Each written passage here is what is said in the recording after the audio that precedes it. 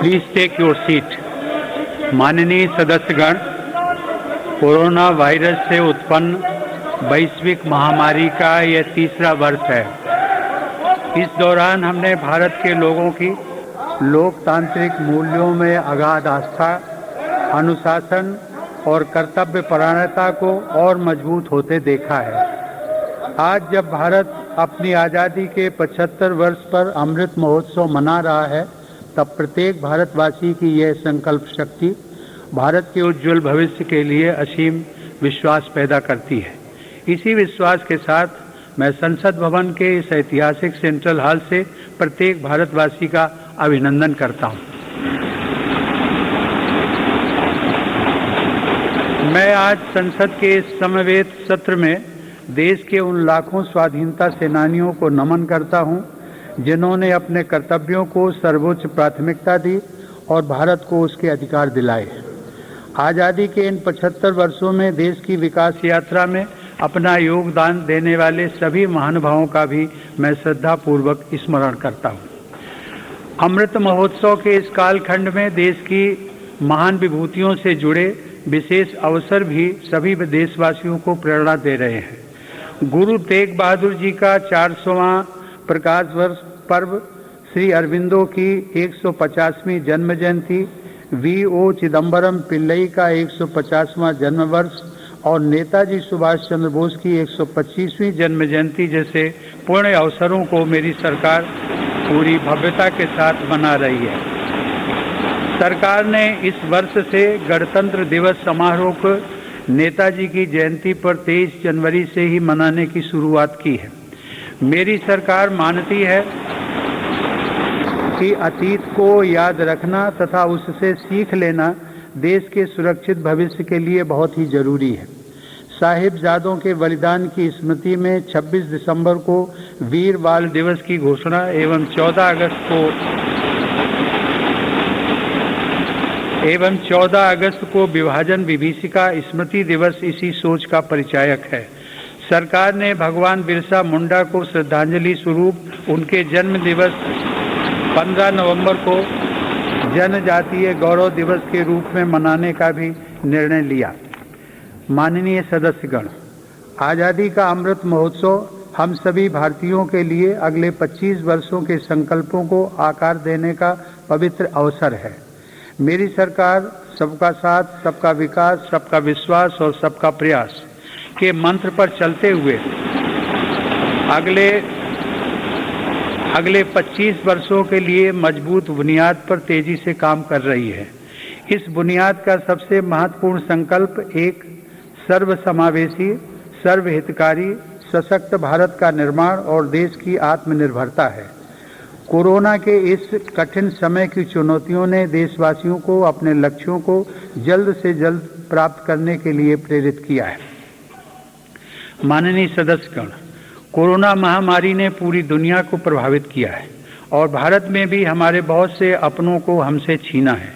इन परिस्थितियों में केंद्र से लेकर राज्यों तक हमारी सभी सरकारों, स्थानीय शासन और प्रशासन, हमारे डॉक्टर्स, नर्सेज और हेल्थ वर्कर्स, हमारे वैज्ञानिकों और उद्यमियों सभी ने एक टीम के रूप में काम किया है। सरकार और नागरिकों के बीच यह परस्पर विश्वास, समन्वय और सहयोग लोकतंत्र की ताकत का अभूतपूर्व उदाहरण है। इसके लिए मैं देश के प्रत्येक हेल्थ और फ्रंट लाइन वर्कर का, हर देशवासी का अभिनंदन करता हूं। कोविड-19 के खिलाफ इस लड़ाई में भारत के सामर्थ्य का प्रमाण कोविड वैक्सीनेशन प्रोग्राम में नजर आया है। हमने एक साल से भी कम समय में 150 करोड़ से भी ज़्यादा वैक्सीन डोज लगाने का रिकॉर्ड पार किया है। आज हम पूरी दुनिया में सबसे ज़्यादा वैक्सीन डोज देने वाले अग्रणी देशों में से एक हैं। इस अभियान की सफलता ने देश को एक ऐसा रक्षा कवच दिया है जिससे हमारे नागरिकों की सुरक्षा भी बढ़ी है और उनका मनोबल भी बढ़ा है। आज देश में 90% से अधिक वयस्क नागरिकों को टीके की एक डोज मिल चुकी है। जबकि 70% से अधिक लोग दोनों डोज ले चुके हैं। हर घर दस्तक अभियान के माध्यम से सरकार बाकी लोगों तक भी पहुंच रही है। इसी माह वैक्सीनेशन प्रोग्राम में 15 से 18 वर्ष तक के किशोर किशोरियों को भी शामिल किया गया है। साथ ही फ्रंटलाइन वर्कर्स और बीमारियों से ग्रस्त वरिष्ठ नागरिकों के लिए प्रिकॉशनरी डोज की भी शुरुआत की गई है। अब तक देश में कुल 8 वैक्सीन्स को इमरजेंसी यूज के लिए स्वीकृत मिल चुकी है। भारत में बन रही 3 वैक्सीन्स को विश्व स्वास्थ्य संगठन की तरफ से आपात स्थिति में उपयोग की मंजूरी भी मिली है। भारत में बन रही ये वैक्सीन्स पूरी दुनिया को महामारी से मुक्त कराने और करोड़ों लोगों का जीवन बचाने में अहम भूमिका निभा रही है। माननीय सदस्यगण, कोरोना महामारी से निपटने के लिए हमारे देश के प्रयास केवल तात्कालिक चुनौतियों तक सीमित नहीं हैं। इसीलिए मेरी सरकार ऐसे दूरदर्शी समाधान तैयार कर रही है जो भविष्य के लिए भी प्रभावी और उपयोगी रहें। सरकार द्वारा 64,000 करोड़ रुपए की लागत से शुरू किया गया प्रधानमंत्री Ayushman Bharat health infrastructure mission इसका एक सराहनीय उदाहरण है। इससे न केवल वर्तमान की स्वास्थ्य संबंधी जरूरतों को पूरा करने में मदद मिलेगी, बल्कि आने वाले संकटों के लिए भी देश को तैयार किया जा सकेगा। मेरी सरकार की संवेदनशील नीतियों के कारण देश में अब स्वास्थ्य सेवाएं जन साधारण तक आसानी से पहुंच रही हैं। 80,000 से अधिक हेल्थ एंड वेलनेस सेंटर्स और करोड़ों की संख्या में जारी आयुष्मान भारत कार्ड से गरीबों को इलाज में बहुत मदद मिली है। सरकार ने 8,000 से अधिक जन औषधि केंद्रों के माध्यम से कम कीमत पर दवाइयां उपलब्ध कराकर इलाज पर होने वाले खर्च को कम किया है। सुलभ और सुगम स्वास्थ्य सेवाओं के लिए उठाया गया आयुष्मान भारत डिजिटल मिशन भी एक बड़ा कदम है। माननीय सदस्यगण, कोरोना काल में भारतीय फार्मा सेक्टर ने भी अपनी श्रेष्ठता को साबित किया है। वर्तमान समय में भारतीय फार्मा कंपनियों के उत्पाद 180 से ज़्यादा देशों में पहुंच रहे हैं। लेकिन इस क्षेत्र में भारत के लिए संभावनाएं कहीं अधिक व्यापक हैं। फार्मा इंडस्ट्री के लिए मेरी सरकार द्वारा घोषित PLI स्कीम से इन संभावनाओं को विस्तार मिलेगा और रिसर्च को भी गति मिलेगी। सरकार द्वारा किए गए प्रयासों के परिणाम स्वरूप योग, आयुर्वेद एवं पारंपरिक चिकित्सा पद्धतियों की लोकप्रियता लगातार बढ़ रही है। वर्ष 2014 में देश से 6,600 करोड़ रुपए के आयुष उत्पादों का निर्यात होता था, जो आज बढ़कर 11,000 करोड़ रुपए से अधिक हो गया है। दुनिया के सबसे पहले WHO global centre of traditional medicine की स्थापना भी भारत में होने जा रही है। माननीय सदस्यगण, हमारे संविधान के मुख्य शिल्पी बाबा साहब डॉक्टर भीमराव अंबेडकर ने कहा था कि मेरा आदर्श एक ऐसा समाज होगा जो स्वाधीनता, समानता और भाईचारे पर आधारित हो। प्रजातंत्र सरकार का एक स्वरूप मात्र नहीं है। प्रजातंत्र का मूल है अपने साथियों के प्रति आदर और सम्मान की भावना। बाबा साहब के इन आदर्शों को मेरी सरकार अपने लिए ध्येय वाक्य मानती है। मेरी सरकार की आस्था अंत्योदय के मूल मंत्र में है, जिसमें सामाजिक न्याय भी हो, समानता भी हो, सम्मान भी हो और समान अवसर भी हो। इसीलिए आज सरकार की नीतियों में गांव, गरीब, पिछड़े, अनुसूचित जाति एवं जनजातियों को सर्वोच्च प्राथमिकता दी जा रही है। हाल के वर्षों में पद्म पुरस्कारों के चयन में भारत की यह भावना भली भांति झलकती है। विविधता से भरे भारत में देश के कोने कोने में समर्पित जीवन जीने वाले लोग राष्ट्र सेवा में जुटे हुए हैं। उनमें भारत की शक्ति के दर्शन होते हैं।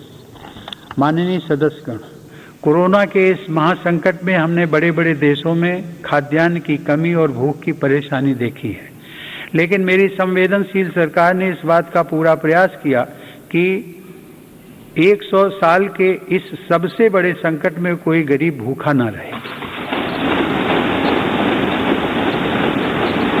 प्रधानमंत्री गरीब कल्याण अन्न योजना के अंतर्गत मेरी सरकार सभी गरीबों को हर महीने मुफ्त राशन दे रही है।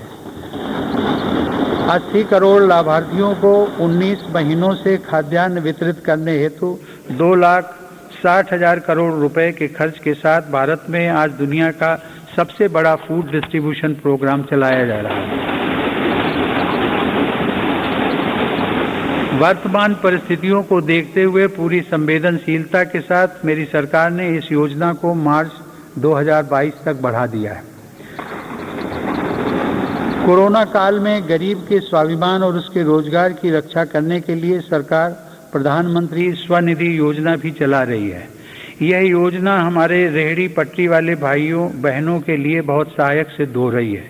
इस योजना के तहत अब तक 28 लाख रेहड़ी पटरी वालों को 2900 करोड़ रुपए से ज्यादा की धनराशि जारी की गई। सरकार अब इन स्ट्रीट वेंडर्स को ऑनलाइन फूड डिलीवरी करने वाली कंपनियों के साथ भी जोड़ रही है। श्रमिकों के हितों की रक्षा के लिए सरकार ने ई श्रम पोर्टल भी शुरू किया है, जिससे अब तक 23 करोड़ से अधिक श्रमिक जुड़ चुके हैं। जनधन आधार मोबाइल अर्थात जैम ट्रिनिटी को मेरी सरकार ने जिस तरह नागरिक सशक्तिकरण से जोड़ा है, उसका प्रभाव भी हम लगातार देख रहे हैं। 44 करोड़ से अधिक गरीब देशवासियों के बैंकिंग सिस्टम से जुड़ने के कारण महामारी के दौरान करोड़ों लाभार्थियों को सीधे कैश ट्रांसफर का लाभ मिला है। डिजिटल इंडिया और डिजिटल इकोनॉमी के बढ़ते प्रसार के संदर्भ में देश के यूपीआई प्लेटफॉर्म की सफलता के लिए भी मैं सरकार के विजन की प्रशंसा करूंगा। दिसंबर 2021 में देश में 8 लाख करोड़ रुपए से ज़्यादा का लेन देन यूपीआई के माध्यम से हुआ है। यह इस बात का उदाहरण है कि हमारे देश में जन सामान्य द्वारा बदलाव और तकनीक को बहुत तेजी से अपनाया जा रहा है। माननीय सदस्यगण, मेरी सरकार मूलभूत सुविधाओं को गरीब के सशक्तिकरण और गरीब की गरिमा बढ़ाने का माध्यम मानती है।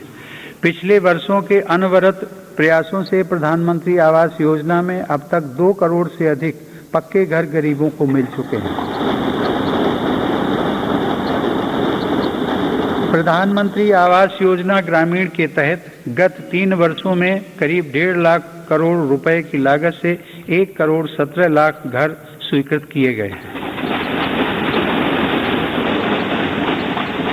हर घर जल पहुंचाने के उद्देश्य से शुरू किए गए जल जीवन मिशन ने लोगों के जीवन में बड़ा बदलाव लाना शुरू कर दिया है।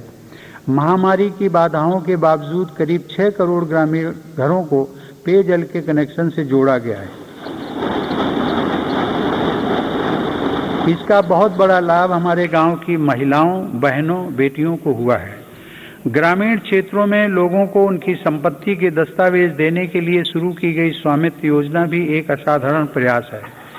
इस योजना के तहत अब तक 27,000 गाँव में 40 लाख से अधिक प्रॉपर्टी कार्ड दिए जा चुके हैं। ये प्रॉपर्टी कार्ड न केवल विवादों को रोकने में सहायक हैं, बल्कि गांव के लोगों को बैंकों से मदद मिलना भी आसान हो रहा है।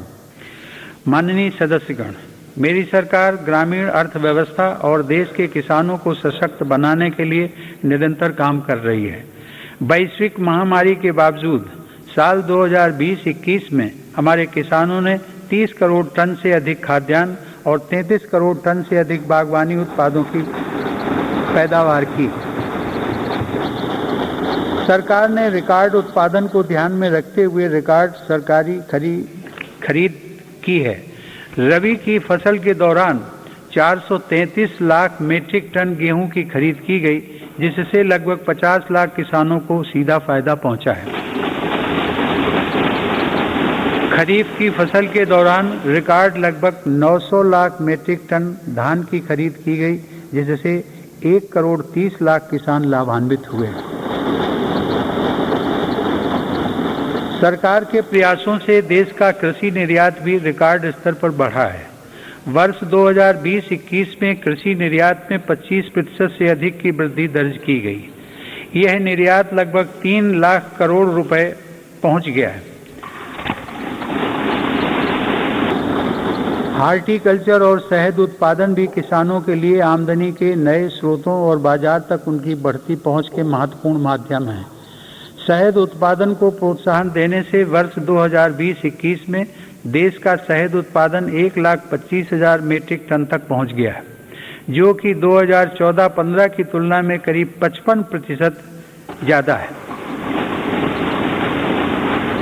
2014-15 की तुलना में शहद की निर्यात मात्रा में भी 102% से ज़्यादा की वृद्धि दर्ज की गई है। किसानों को उनकी फसल के अधिक दाम मिले, इसके लिए उनके उत्पादों का सही बाजार तक पहुंचना जरूरी होता है।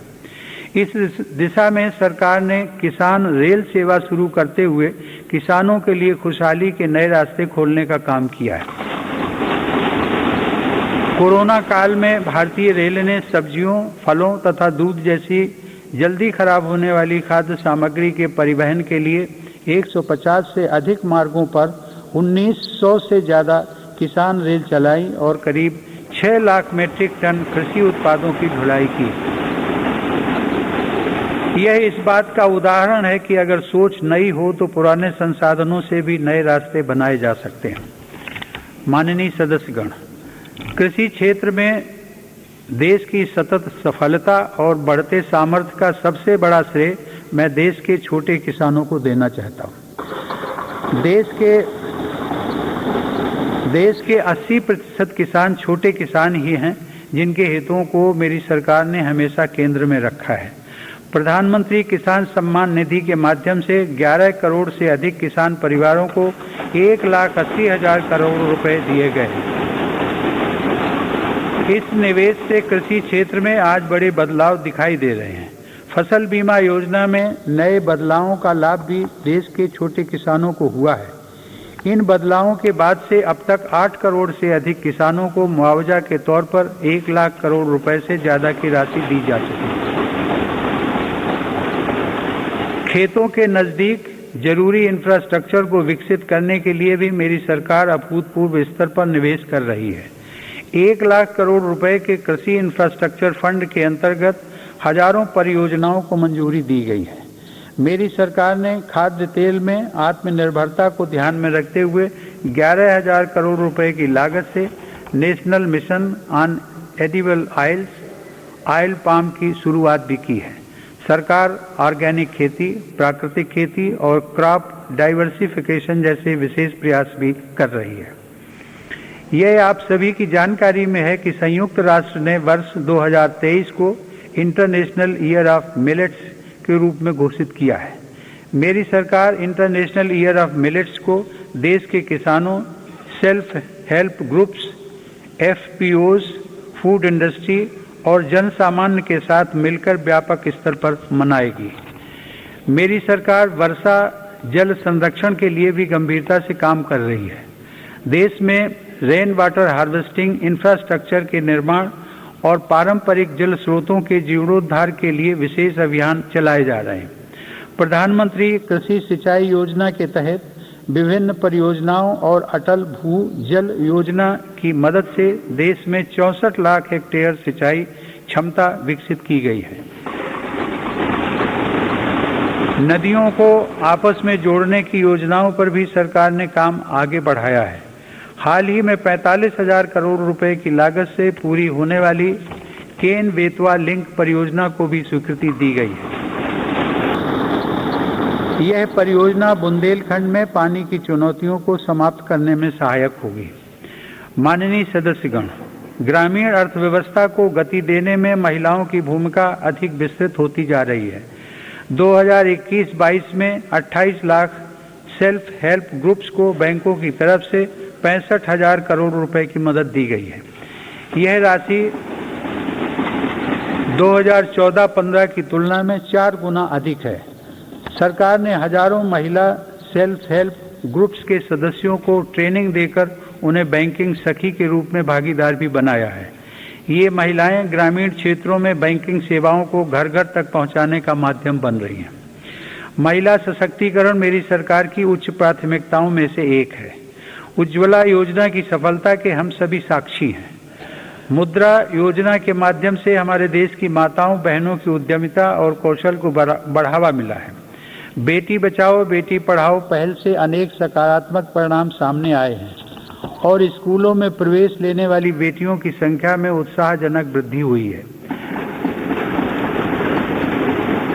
बेटे बेटी को समानता का दर्जा देते हुए मेरी सरकार ने महिलाओं के विवाह के लिए न्यूनतम आय को 18 वर्ष से बढ़ाकर पुरुषों के समान 21 वर्ष करने का विधेयक भी संसद में प्रस्तुत किया है।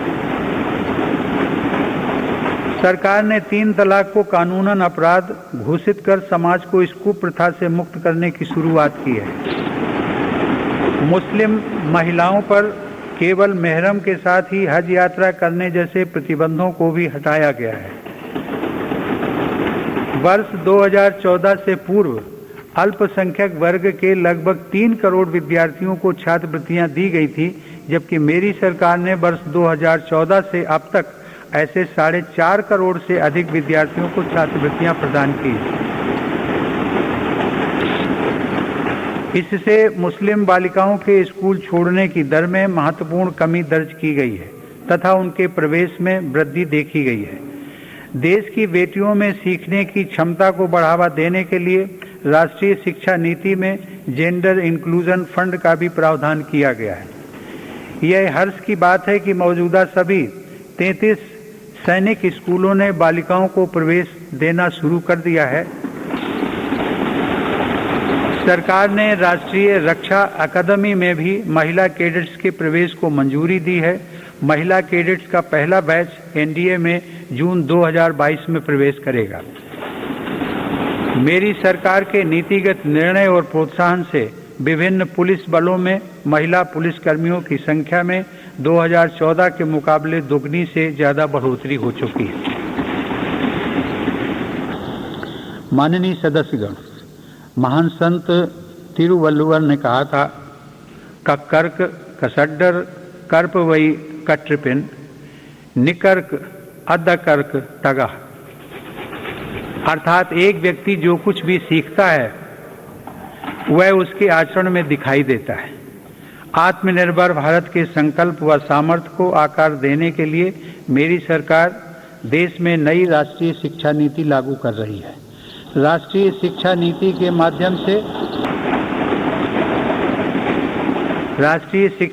के माध्यम से स्थानीय भाषाओं को भी प्रोत्साहित किया जा रहा है।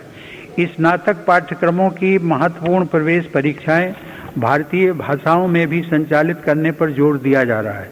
इस वर्ष 10 राज्यों के 19 इंजीनियरिंग कॉलेजों में 6 भारतीय भाषाओं में पढ़ाई शुरू हो रही है। स्किल इंडिया मिशन के तहत आईटीआई, जन शिक्षण संस्थान और प्रधानमंत्री कौशल केंद्रों के जरिए पूरे देश में 2.25 करोड़ से अधिक युवाओं का कौशल विकास हुआ है। स्किल को उच्च शिक्षा के साथ जोड़ने के लिए यूजीसी के नियमों में कई बदलाव भी किए गए हैं। कोरोना से लड़ाई के लिए स्किल इंडिया मिशन के तहत हेल्थ केयर से जुड़े 6 विशेष प्रशिक्षण कार्यक्रम शुरू किए गए। इनसे हेल्थ केयर सेक्टर को मदद मिल रही है। सरकार द्वारा जनजातीय युवाओं की शिक्षा के लिए हर आदिवासी बहुल ब्लॉक तथा एकलव्य आवासीय मॉडल स्कूल के विस्तार का काम किया जा रहा है। ये स्कूल लगभग 3.5 लाख जनजातीय युवाओं को सशक्त बनाएंगे। माननीय सदस्यगण, टोक्यो ओलंपिक के दौरान हम सभी ने भारत की युवा शक्ति की क्षमताओं को देखा है। इस अंतर्राष्ट्रीय प्रतिस्पर्धा में अब तक का बेहतरीन प्रदर्शन करते हुए भारत ने 7 मेडल जीते। टोक्यो पैरा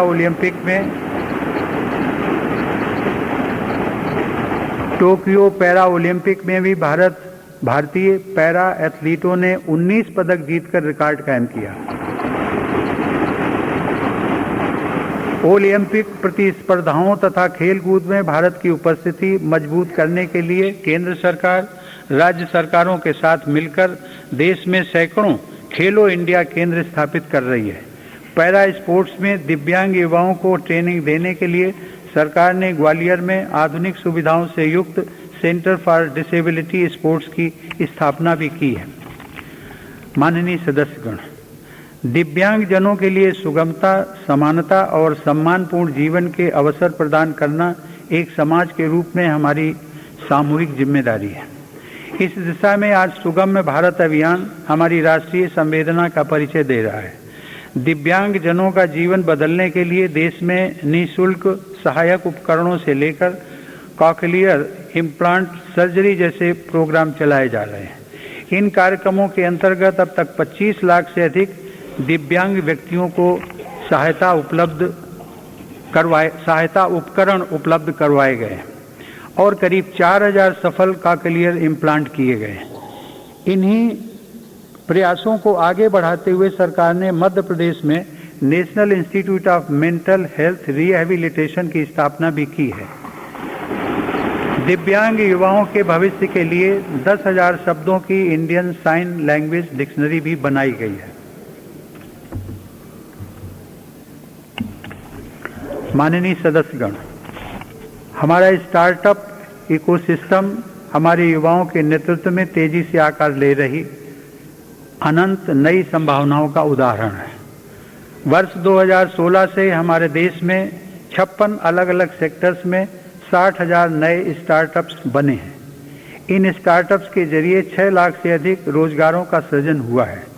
वर्ष 2021 में कोरोना काल में भारत में 40 से अधिक यूनिकॉर्न स्टार्टअप अस्तित्व में आए, जिनमें से प्रत्येक का मूल्य 7,400 करोड़ रुपए से अधिक आंका गया है।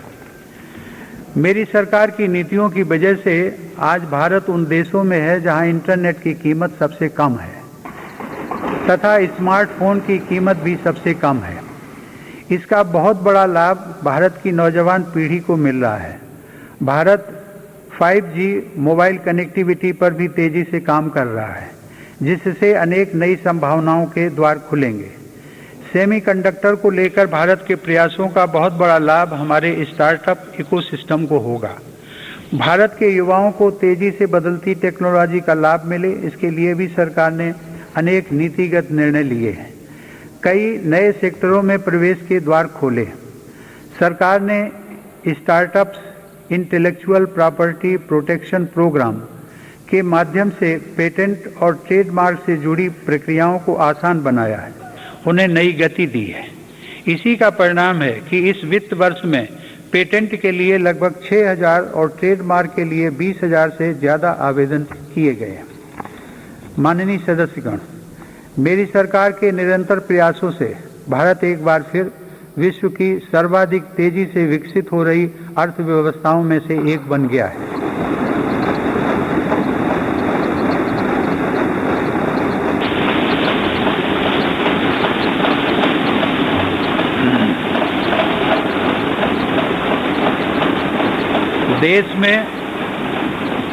देश में जीएसटी कलेक्शन पिछले कई महीनों से निरंतर 1 लाख करोड़ रुपए से ऊपर बना हुआ है। इस वित्त वर्ष के पहले 7 महीनों में 48 बिलियन डॉलर का विदेशी निवेश आना इस बात का प्रमाण है कि अंतर्राष्ट्रीय निवेशक भारत के विकास को लेकर बहुत आश्वस्त हैं। भारत का विदेशी मुद्रा भंडार भी इस समय 630 बिलियन डॉलर से ऊपर है। हमारा निर्यात भी तेजी से बढ़ रहा है और पिछले रिकॉर्ड टूट रहे हैं। 2021 में अप्रैल से दिसंबर के दौरान भारत का गुड्स निर्यात लगभग 300 बिलियन डॉलर यानी 22 लाख करोड़ रुपए से अधिक रहा है, जो कि 2020 की इसी अवधि की तुलना में 1.5 गुना ज़्यादा है। मेरी सरकार ने मैन्युफैक्चरिंग सेक्टर में मौजूद संभावनाओं को साकार करने और युवाओं को नए अवसर देने के लिए 1,97,000 करोड़ रुपए से ज़्यादा के निवेश से 14 महत्वपूर्ण PLI स्कीम्स शुरू की हैं।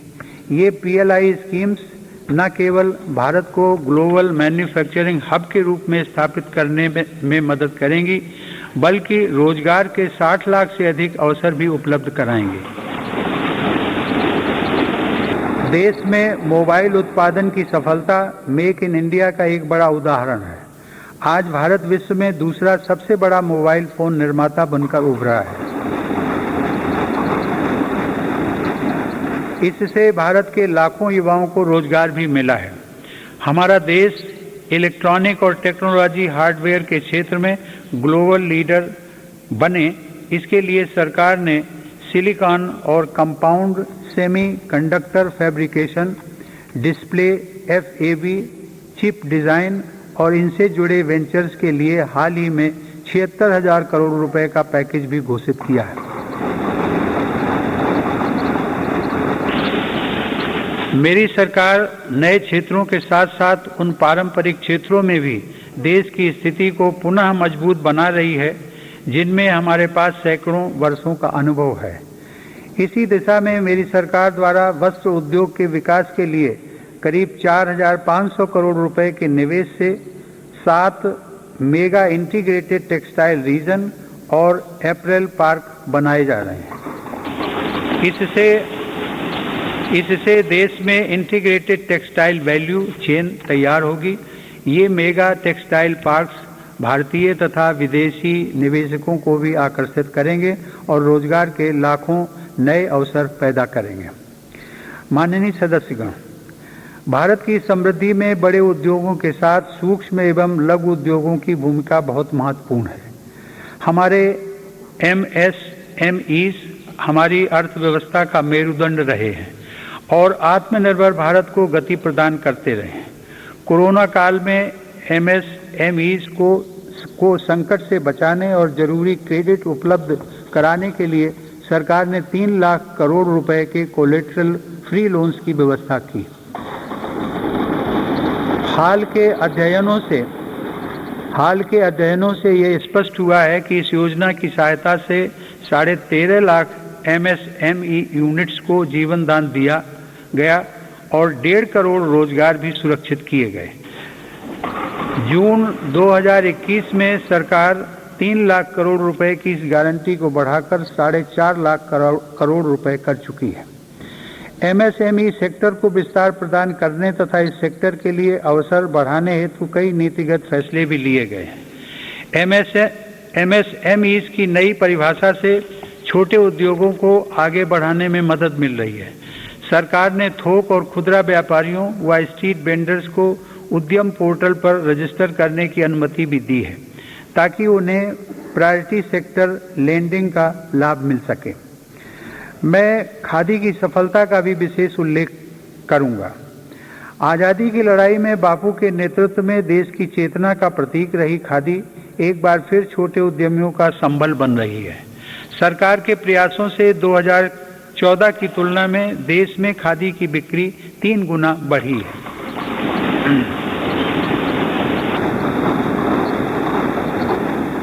माननीय सदस्यगण, किसी भी देश के विकास का आधार वहाँ का इंफ्रास्ट्रक्चर होता है। मेरी सरकार की दृष्टि में इंफ्रास्ट्रक्चर सामाजिक असमानता को पाटने वाला सेतु भी है। इंफ्रास्ट्रक्चर पर होने वाले निवेश से न केवल लाखों नए रोजगार पैदा होते हैं बल्कि इसका एक गुणात्मक प्रभाव भी होता है।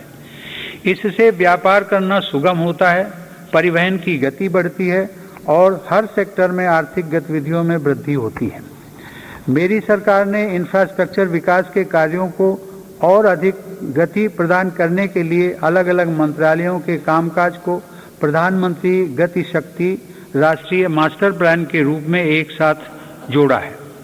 यह प्लान भारत में मल्टी मॉडल ट्रांसपोर्ट के एक नए युग का प्रारंभ करने जा रहा है।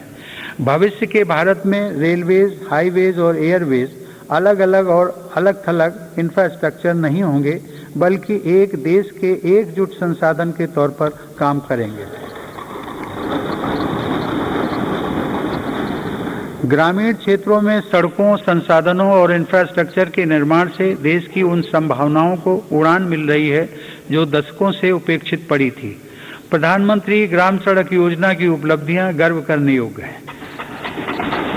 वर्ष 2020-21 में ग्रामीण इलाकों में 100 किलोमीटर प्रतिदिन से अधिक की रफ्तार से 36,500 किलोमीटर सड़कें बनाई गई हैं और हजारों रिहायशी क्षेत्रों को ऑल वेदर रोड कनेक्टिविटी से जोड़ा गया है। आज देश के नेशनल हाईवेज भी पूरब से पश्चिम और उत्तर से दक्षिण पूरे देश को एक साथ जोड़ रहे हैं। मार्च 2014 में हमारे देश में राष्ट्रीय राजमार्गों की कुल लंबाई 90,000 किलोमीटर थी, जबकि आज उनकी लंबाई बढ़कर 1,40,000 किलोमीटर से अधिक हो गई है।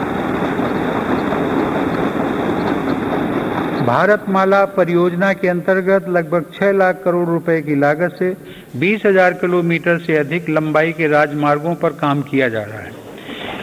इनमें 23 ग्रीन एक्सप्रेसवेज और ग्रीन फील्ड कॉरिडोर्स का विकास भी शामिल है।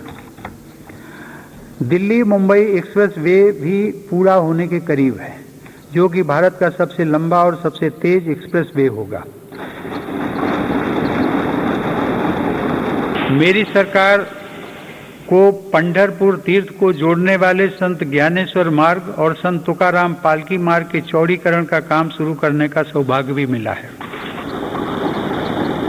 देश में आधुनिक इंफ्रास्ट्रक्चर के विकास से आज जहां एक ओर विकास के नए रास्ते खुल रहे हैं, तो वहीं दूसरी ओर इससे देश की सुरक्षा को भी नई ताकत मिल रही है। बॉर्डर रोड्स ऑर्गेनाइजेशन (BRO) ने लद्दाख में उमलिंग ला दर्रा पर 19,000 फीट की ऊंचाई पर विश्व की सबसे ऊंची परिवहन योग्य सड़क का निर्माण किया है। लद्दाख के डेमचोक, उत्तराखंड के जोलिंगकोंग और अरुणाचल प्रदेश के हुरी जैसे सर्वाधिक दूरस्थ गांवों को भी आधुनिक सड़कों से जोड़ा गया है। मेरी सरकार भारतीय रेलवे का भी तेज गति से आधुनिकीकरण कर रही है। नई वंदे भारत ट्रेनें तथा नए विस्टाडोम कोच भारतीय रेल की आभा में वृद्धि कर रहे हैं। बीते 7 वर्षों में 24,000 किलोमीटर रेलवे रूट का विद्युतीकरण हुआ है। नई रेलवे लाइंस बिछाने और दोहरीकरण का काम भी तेज गति से जारी है। गुजरात में गांधीनगर रेलवे स्टेशन और मध्य प्रदेश में रानी कमलापति रेलवे स्टेशन आज आधुनिक भारत की नई तस्वीर के रूप में सामने आए हैं। कश्मीर में चिनाब नदी पर निर्मित हो रहा रेलवे आर्च ब्रिज आकर्षण का केंद्र बन रहा है। मेरी सरकार ने गरीब और मध्यम वर्ग का जीवन आसान बनाने के लिए पब्लिक ट्रांसपोर्ट की सुविधा बढ़ाने में भी असाधारण काम किया है। देश में 11 नई मेट्रो लाइंस पर सेवाएं शुरू की गई हैं, जिनका लाभ 8 राज्यों में लाखों लोगों को हर दिन मिल रहा है। भारत आज दुनिया के 4 सबसे बड़े ड्राइवरलेस ट्रेन नेटवर्क वाले देशों में भी शामिल हो गया है। हमने देश में इंडिजिनस ऑटोमेटिक ट्रेन सिस्टम भी विकसित किया है, जो कि मेक इन इंडिया की बढ़ती क्षमता का प्रतीक है। सरकार ने देश में 21 ग्रीन फील्ड एयरपोर्ट्स के निर्माण के लिए भी मंजूरी दी है। इनमें से देश का सबसे बड़ा एयरपोर्ट उत्तर प्रदेश के गौतम बुद्ध नगर जिले में बन रहा है। देश के महत्वपूर्ण कारोबारी क्षेत्रों को बंदरगाहों से जोड़ने के लिए सागरमाला कार्यक्रम के अंतर्गत 80 से अधिक कनेक्टिविटी परियोजनाओं पर भी काम हो रहा है। अब तक 24 राज्यों में 5 मौजूदा राष्ट्रीय जलमार्गों और 106 नए जलमार्गों सहित कुल 111 जलमार्गों को राष्ट्रीय जलमार्ग घोषित किया गया है। इनमें से 23 जलमार्गों के जरिए माल परिवहन भी हो सकेगा। आधुनिक इंफ्रास्ट्रक्चर की दिशा में सरकार द्वारा 27,000 सर्किट किलोमीटर से ज़्यादा ट्रांसमिशन लाइंस भी बिछाई गई हैं। माननीय सदस्यगण, बीते समय में हमने देश में आत्मनिर्भर भारत के नए संकल्प को ठोस आकार लेते देखा है। इस संकल्प को रिफॉर्म्स की ऊर्जा से तेज गति प्राप्त हो रही है। नए लेबर रिफॉर्म्स से लेकर बैंकिंग रिफॉर्म्स और इंसॉल्वेंसी एंड बैंक्रप्सी कोड तक सुधारों का यह क्रम बिना रुके अनवरत चल रहा है। विगत वर्ष केंद्र और राज्यों के अलग अलग विभागों में 26,000 से ज़्यादा कंप्लायंसेस की आवश्यकता को घटाया जा चुका है। देश में स्पेस को प्राइवेट सेक्टर के लिए खोलकर संभावनाओं का अनंत आकाश भी उपलब्ध करा दिया गया। पिछले साल भारत की अंतरिक्ष क्षमताओं को बढ़ाने के लिए इन स्पेस का गठन किया जाना ऐसा ही एक प्रमुख कदम है। तेजी से विकसित हो रही ड्रोन टेक्नोलॉजी और इससे जुड़ी संभावनाओं को लेकर भी मेरी सरकार सजग और सक्रिय है। इस दिशा में सरकार ने सिंप्लीफाइड ड्रोन रूल्स 2021 को अधिसूचित किया है और ड्रोन व ड्रोन कलपुर्जों के देश में निर्माण के लिए PLI योजना भी शुरू की है। इससे देश को भविष्य की इस महत्वपूर्ण टेक्नोलॉजी में अपनी स्थिति को मजबूत बनाने में मदद मिलेगी। माननीय सदस्यगण, मेरी सरकार देश की सुरक्षा के लिए दृढ़ संकल्पित होकर काम कर रही है। सरकार की नीतियों की वजह से डिफेंस सेक्टर में, विशेषकर रक्षा उत्पादन में, देश की आत्मनिर्भरता लगातार बढ़ रही है। वर्ष 2020-21 में सैन्य बलों के आधुनिकीकरण के लिए जो भी स्वीकृतियां प्रदान की गईं, उनमें 87% उत्पादों में मेक इन इंडिया को प्राथमिकता दी गई।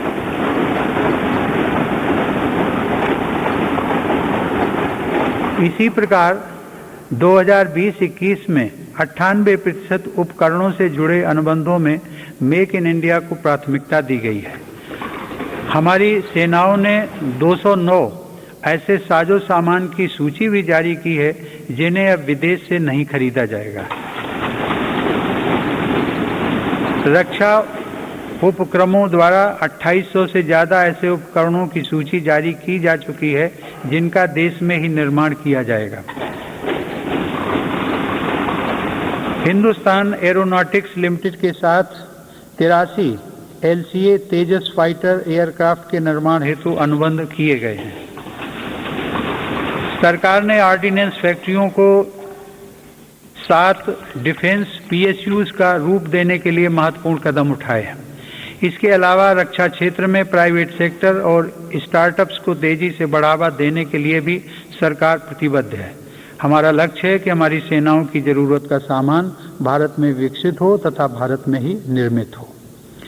माननीय सदस्यगण, तेजी से उभरते वैश्विक परिवेश में भारत ने अपने राजनयिक संबंधों को बेहतर बनाते हुए अपनी स्थिति को मजबूत किया है। अगस्त 2021 में भारत ने संयुक्त राष्ट्र सुरक्षा परिषद की अध्यक्षता की और इस दौरान कई अभूतपूर्व निर्णय लिए गए। भारत की अध्यक्षता में ही सुरक्षा परिषद ने पहली बार समुद्री सुरक्षा के विषय पर अपने एजेंडा आइटम के अंतर्गत समग्र रूप से विचार विमर्श किया। संयुक्त राष्ट्र सुरक्षा परिषद ने इस विषय पर पहली बार एक प्रेसिडेंशियल स्टेटमेंट को सर्वसम्मति से अडॉप्ट भी किया। हमने अपने पड़ोसी देश अफगानिस्तान में अस्थिरता और नाजुक हालात को भी देखा है। भारत ने इन परिस्थितियों में मानवता को सर्वोपरि रखते हुए ऑपरेशन देवी शक्ति को संचालित किया। हमने अनेक चुनौतियों के बावजूद हमारे कई नागरिकों और कई अफगान हिंदू सिख अल्पसंख्यकों को काबुल से सफलतापूर्वक एयरलिफ्ट किया। हम उन कठिन हालात के बीच से पवित्र गुरु ग्रंथ साहिब के 2 स्वरूपों को भी सुरक्षित भारत लेकर आए। मानवता की दृष्टि से भारत अफगानिस्तान में मेडिकल सप्लाई और अनाज पहुंचाने में भी मदद कर रहा है। माननीय सदस्यगण, वर्तमान समय में जलवायु परिवर्तन पूरे विश्व के सामने बड़ी चुनौती है। भारत इस विषय पर एक जिम्मेदार वैश्विक आवाज बनकर उभरा है। COP26 शिखर सम्मेलन में मेरी सरकार ने घोषणा की है कि वर्ष 2030 तक भारत अपने कार्बन उत्सर्जन को 1 बिलियन टन से घटा देगा। भारत ने साल 2070 तक नेट जीरो उत्सर्जन वाली अर्थव्यवस्था का लक्ष्य भी रखा है। भारत ने विश्व समुदाय को साथ लेकर green grid initiative, one sun one world one grid की पहल भी की है। यह global interconnected solar power grid का पहला अंतर्राष्ट्रीय नेटवर्क बन रहा है। पर्यावरण को लेकर हमारे बड़े लक्ष्य और साहसिक संकल्प प्रकृति के प्रति हमारी संवेदनशीलता को दर्शाते हैं। माननीय सदस्यगण, मेरी सरकार भारत की प्राचीन विरासत को संरक्षित, समृद्ध और सशक्त करना अपना दायित्व समझती है। यह गौरव की बात है कि धौलावीरा की हड़प्पा साइट और तेलंगाना स्थित 13वीं शताब्दी के काकतीय रुद्रेश्वर रामप्पा मंदिर को यूनेस्को विश्व धरोहर स्थल घोषित किया गया। प्रयागराज कुंभ मेले के बाद यूनेस्को की अमूर्त सांस्कृतिक विरासत सूची में कोलकाता की प्रतिष्ठित दुर्गा पूजा को भी शामिल किया गया। सरकार की यह भी प्राथमिकता रही है कि भारत की अमूल्य धरोहरों को देश में वापस लाया जाए। 100 वर्ष पूर्व भारत से चोरी हुई मां अन्नपूर्णा देवी की मूर्ति को वापस लाकर काशी विश्वनाथ मंदिर में स्थापित किया गया।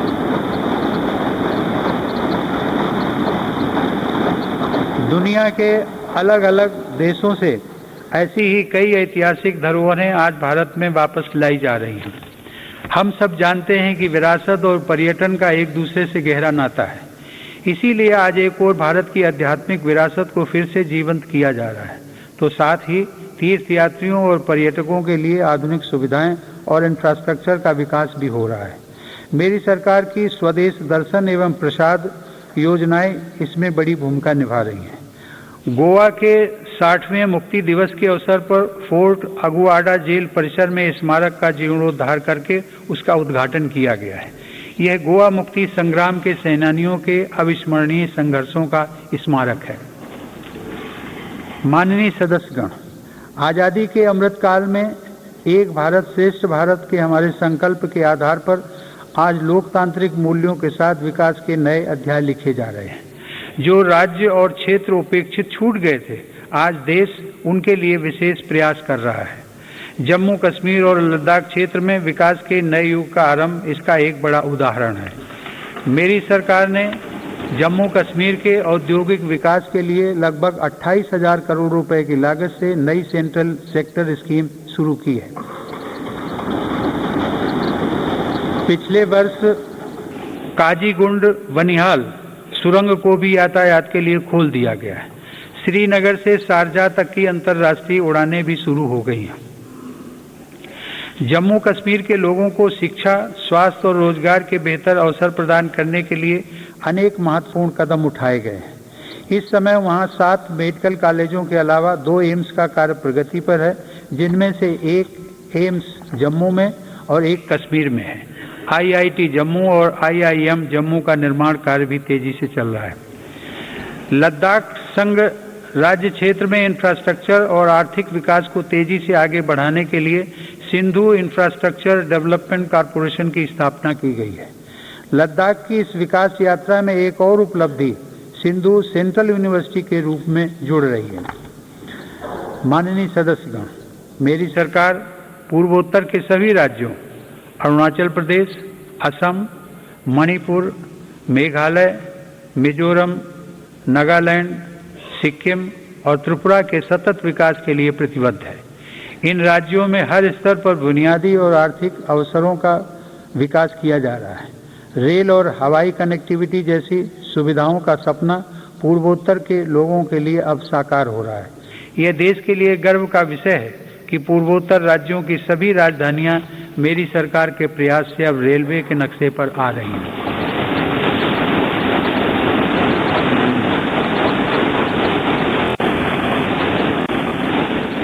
ईटानगर के होलोंगी में एक नए एयरपोर्ट की स्थापना की जा रही है। हाल ही में त्रिपुरा राज्य के महाराजा वीर विक्रम एयरपोर्ट में एक नया और आधुनिक टर्मिनल खोला गया है। पूर्वोत्तर का यह विकास भारत की विकास यात्रा का एक स्वर्णिम अध्याय सिद्ध होगा।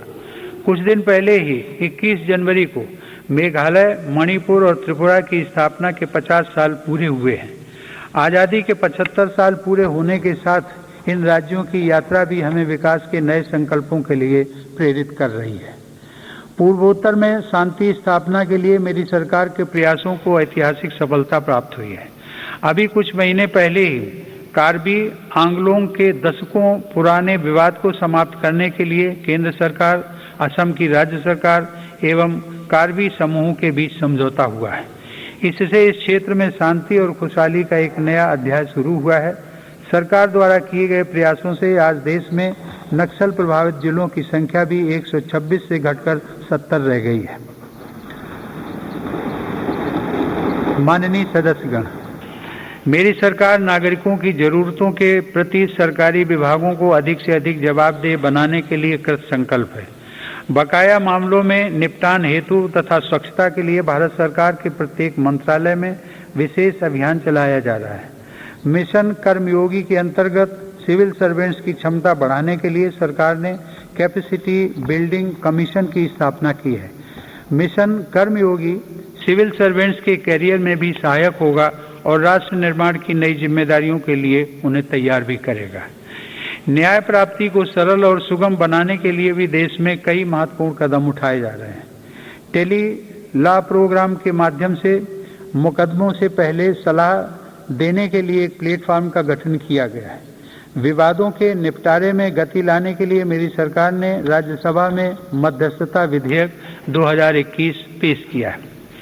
माननीय सदस्यगण, आज देश की उपलब्धियां और सफलताएं देश के सामर्थ्य और संभावनाओं के समान ही असीम हैं। ये उपलब्धियां किसी एक संस्था या प्रतिष्ठान की नहीं हैं, बल्कि देश के कोटि कोटि नागरिकों की हैं। इनमें करोड़ों देशवासियों का श्रम और पसीना लगा है। ये सभी उपलब्धियां हमारे महत्वाकांक्षी लक्ष्यों की लंबी यात्रा में एक तरह से मील का पत्थर है और आगे बढ़ने के लिए हमारी प्रेरणाएं भी हैं। वर्ष 2047 में देश अपनी आज़ादी की शताब्दी पूरी करेगा। उस समय के भव्य, आधुनिक और विकसित भारत के लिए हमें आज कड़ी मेहनत करनी है।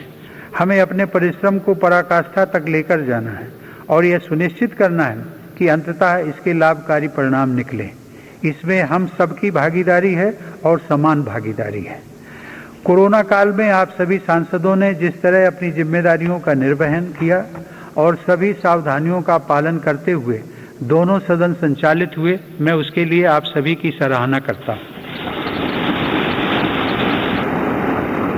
आप सभी सांसदगण करोड़ों देशवासियों की आशाओं आकांक्षाओं के सारथी हैं। इसी भावना के साथ हमें आगे भी काम करते रहना है। मुझे पूरा विश्वास है कि हम सब मिलकर अपने महान भारतवर्ष को गौरव के शिखर तक लेकर जाएंगे। इसी भावना के साथ आप सभी का एक बार फिर से अभिनंदन। आप सभी का बहुत बहुत धन्यवाद। जय हिंद।